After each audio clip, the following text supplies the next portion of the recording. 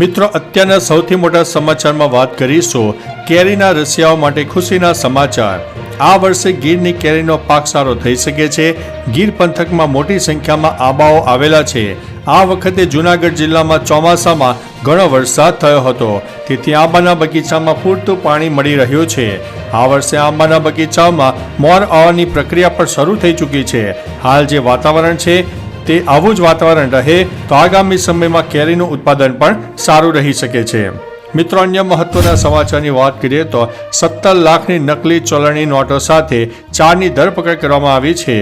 આણંદ જિલ્લામાં તારાપુર ચોકડી પર પોલીસ તપાસ દરમિયાન 17 લાખ રૂપિયાની નકલી નોટો ઝડપાઈ છે, જેમાં ચિલ્ડ્રન બેંક ઓફ ઇન્ડિયાના લખાણવડી 500ના દરની કુલ 3400 નોટો ઝડપાઈ છે। સોજિત્રા તરફથી આવતી એક કારમાં બનાવટી ચલણી નોટોનો મોટો જથ્થો રહેલો હોવાની પોલીસને બાતમી મળી હતી। આ બાતમીના આધારે પોલીસે ચોકડી પર તૈયારીઓ સાથે વોચ ગોઠવીને 4 લોકોને ઝડપી પાડ્યા છે। મિત્રો, અન્ય મહત્વના સમાચારની વાત કરીએ તો દાંડીમાં દુષ્કર્મ, બ્લેકમેલિંગ અને વિડીયો વાયરલ। વલસાડ નવસારીના દાંડીના દરિયા કિનારે એક સગીરા પર તેના જ મિત્ર દ્વારા દુષ્કર્મ આચરવામાં આવ્યો।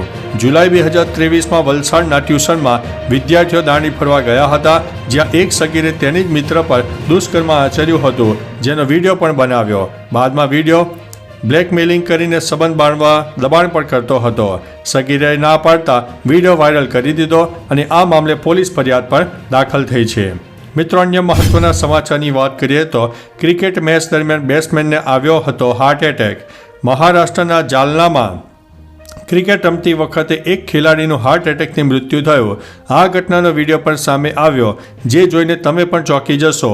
વાસ્તવમાં જાલનાના ડોક્ટર ફ્રેઝર બોયઝ મેદાનમાં આયોજિત એક ક્રિકેટ મેચ દરમિયાન ખેલાડી અચાનક પીચ પર બેસી ગયો અને ધીમે ધીમે તેની તબિયત લથડવા માંડી। લોકો કંઈ પણ સમજે ત્યાં સુધીમાં તે મૃત્યુ પામ્યો। મૃતક ખેલાડીની ઓળખ વિજય પટેલ તરીકેની થઈ છે। મિત્રો, અન્ય મહત્વના સમાચારની વાત કરીએ તો સાંસદ જ્ઞાનીબેન ઠાકોર ક્રિકેટ રમ્યા પછી સરકાર પર બગડ્યા। બનાસકાંઠા જિલ્લા કોંગ્રેસના સાંસદ જ્ઞાનીબેન ઠાકોર શક્તિપીઠ અંબાજી ખાતે પહોંચ્યા હતા। અહીં તેમણે પહેલા મંદિર ખાતે દર્શન કર્યા હતા, પછી તેઓ ક્રિકેટ ટુર્નામેન્ટમાં રમ્યા હતા। રમવાની સાથે જ્ઞાનીબેન ઠાકોરે સરકાર ઉપર પ્રહાર પણ કર્યા હતા। તેમણે કહ્યું કે ખેલશે ગુજરાત, રમશે ગુજરાત, પણ શાળામાં નથી મેદાન કે નથી વ્યાયામના શિક્ષકો। તેમણે કહ્યું કે સરકાર પૂરતી પ્રમાણમાં ભરતી કરતી નથી।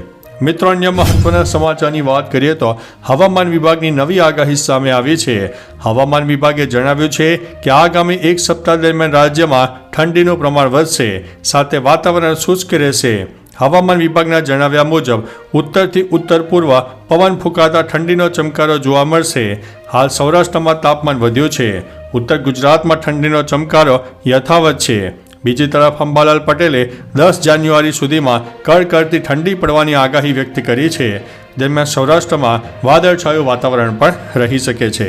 મિત્રો, અન્ય મહત્વના સમાચારની વાત કરીએ તો સુરત શહેરમાં રહેતા આ બાબતનું ખાસ ધ્યાન રાખો, નહીં તો FIR થશે। જાહેરમાં થૂંકનારાઓની હવે ખેર નથી।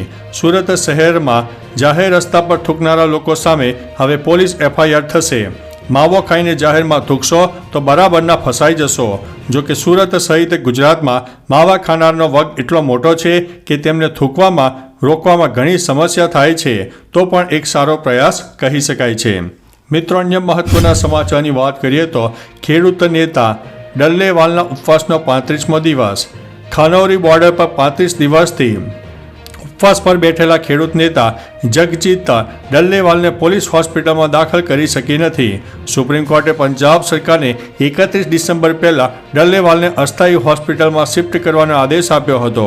જો કે ખેડૂત નેતાઓએ કહ્યું કે આ આંદોલન ખતમ કરવાનું ષડયંત્ર છે, અમે અહીંથી નહીં હટીએ। ડલ્લેવાલે પણ હોસ્પિટલ જવાની ના પાડી દીધી હતી। મિત્રો, અન્ય મહત્વના સમાચારની વાત કરીએ તો CM પાસે 931 કરોડની સંપત્તિ, 89 ક્રિમિનલ કેસ, પણ જાણો કયા CMની વાત છે। ADR તેમજ નેશનલ ઇલેક્શન વોચ દ્વારા દેશના મુખ્યમંત્રીઓ દ્વારા રજૂ કરાયેલા સોગંદનામાનું વિશ્લેષણ રજૂ કરવામાં આવ્યું છે, જેમાં સંપત્તિ મામલે ગુજરાતના CM ભૂપેન્દ્રભાઈ પટેલ 15મા નંબરે આવે છે। તેમની પાસે 8.22 કરોડની સંપત્તિ છે। તેમના પર કોઈ કેસ નથી। સંપત્તિ મામલે આંધ્રના CM ચંદ્રબાબુ નાયડુ પહેલા નંબરે છે। તેમની પાસે 931 કરોડની સંપત્તિ છે। તો ગુનામાં 89 ક્રિમિનલ કેસ સાથે તેલંગાણાના સીએમ રેવંત રેડ્ડી પહેલા નંબરે આવે છે. મિત્રો, અન્ય મહત્વના સમાચારની વાત કરીએ તો ઈસરોનો ઇતિહાસ રચવાનું આયોજન. ઈસરોનું સ્પેસ ડોકિંગ એક્સપેરિમેન્ટ મિશન શરૂ થઈ ગયું છે, જેમાં ઈસરો ઘોડીની સ્પીડ કરતાં પણ વધારે ઝડપથી અંતરિક્ષમાં ફરતા 2 અવકાશયાનને જોડશે. શ્રી હરિકોટાથી 9:58 આ મિશન લોન્ચ થઈ ગયું છે. ભારતનું ચંદ્રયાન 4 મિશન આ મિશનની સફળતા ઉપર નિર્ભર છે. તો ચાલો મિત્રો, ફરીથી દેશ અને દુનિયાના સુપરફાસ્ટ સમાચાર લઈને મળતા રહીશું. ત્યાં સુધી અમને રજા આપશો. નમસ્તે.